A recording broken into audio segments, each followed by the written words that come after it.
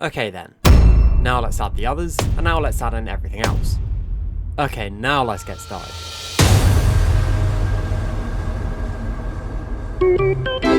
The trailer is already at almost 100k views just 3 hours after release, not to mention a good amount of people watched through shorts, reels and TikTok, which I've not counted. Plus the fact that others waited for it to air live on TV along with the football, gross. I'm going to tell you what we're going to do. Here's what's going to happen now.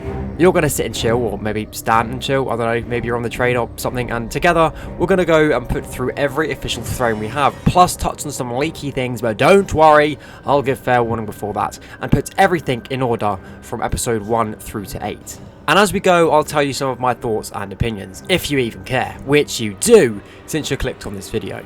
Unless it also played, or you just need something to watch while sitting on the toilet, in which case, hi, thanks for choosing me to accompany your poo. Episode 1, The Robot Revolution. So this episode seems to start at the hospital where Belinda works at, a new Doctor's second series with an opening episode set in a hospital with a fellow medical character, following on from the Christmas special with a guest star, following on from a finale where the Doctor loses his one companion. Never heard of that before. The Doctor walks through the hospital seemingly looking for Belinda. I guess he already knows she exists because of the Monday Flynn thing, and he uses his Sonic to try and get into the database, only to cause some kind of overdrive and kill all the patients on life support. In that scene, we see Belinda heading home, and then next we see her at home, where she's woken up in the middle of the night by a yellow glow. This whole episode actually seems to have this kind of orange/yellow and cyan blue colour scheme, which is very cinematic, and I like how it looks. We could be going back to the colour scheme format.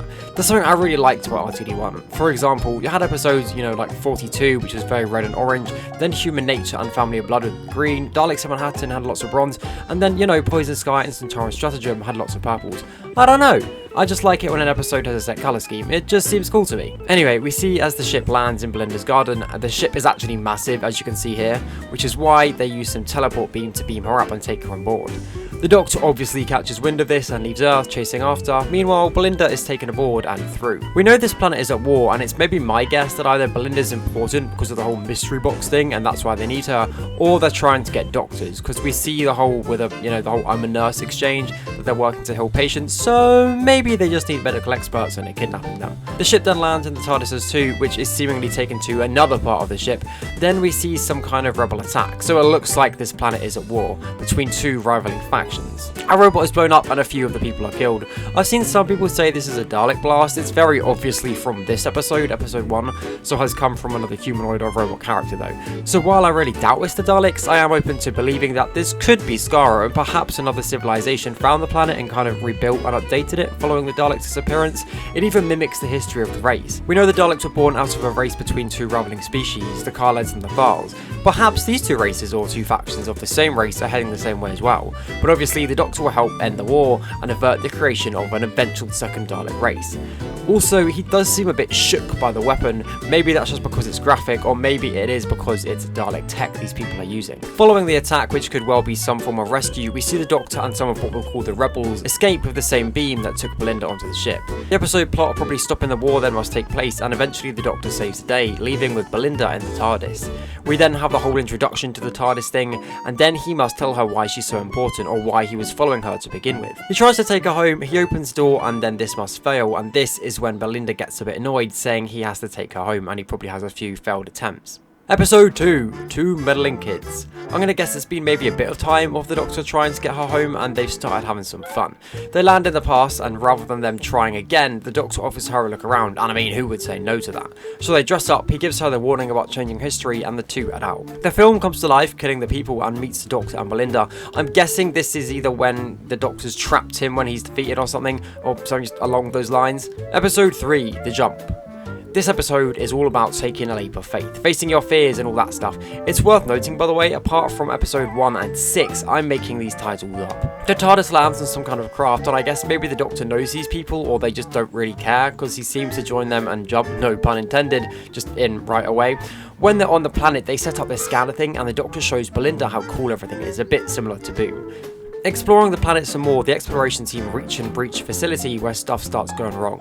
Russell T Davies said this is one of the scariest episodes in the series and indeed the show, so I'm definitely excited for this one, especially because we haven't seen any kind of monster or something in it yet.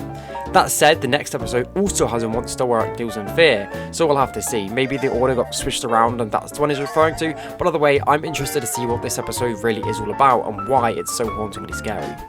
Episode 4, The Hauntings of Ruby Sunday. Now this is my kind of episode. Doctor Light episodes always intrigue me, but even more so this time, because while the Doctor and Melinda are out off in space, we're going to get to see what's going on Earth. Even more so, it's not just a Doctor Light episode following Ruby, making it solely Ruby Sunday themed, but this time it's a unit story, a unit themed episode without the Doctor. This is genuinely the episode I'm most excited for. I have been waiting for an episode like this since, well, basically forever. We see some kind of spooky monster rise up, and then I guess it runs away and Ruby tries to keep everyone calm. I'm going to guess it possesses or copies her, and she then involves her boyfriend who, leak warning, leak warning, leak warning, skip ahead like 30 seconds. He is a big part of the finale, so he's, going to be some kind of villain somehow or something, we think. We then go back to Unit, and I'm guessing the monster attacks and is coming in. At first we see them aiming towards the door, probably when it comes in, and then outside when it must have been stopped or captured on the helipad.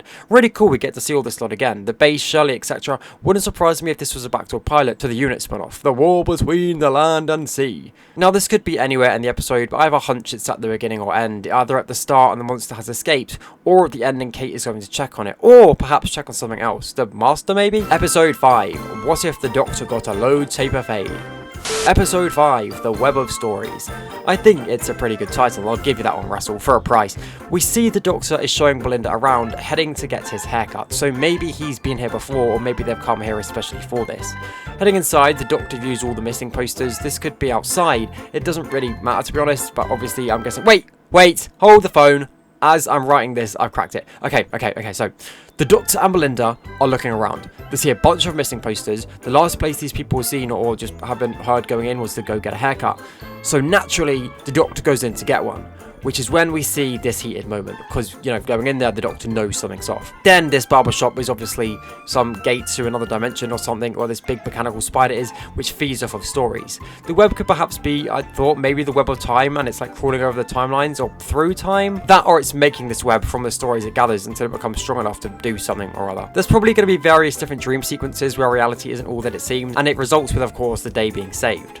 This thing could be a god. It could be this totem thing is the god and possessing, controlling people to do this, using the mechanical spider as its physical form. So like a half semi-god or a god without a physical form. Maybe trying to feed and build the spider to rise to full godhood and achieve some kind of physicality. I don't know. I guess we'll have to wait and see.